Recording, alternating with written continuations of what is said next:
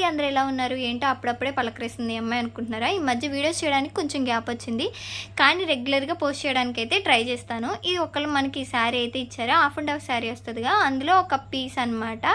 ఇది వచ్చేసి కింద మొత్తం హెవీగా డిజైన్ ఇచ్చారు, చాలా వెయిట్ ఉందండి. ఇది శారీలో ఒక పార్ట్ కదా, దీన్ని నార్మల్గా ఒక స్కట్లా కుట్టేసేయడమే.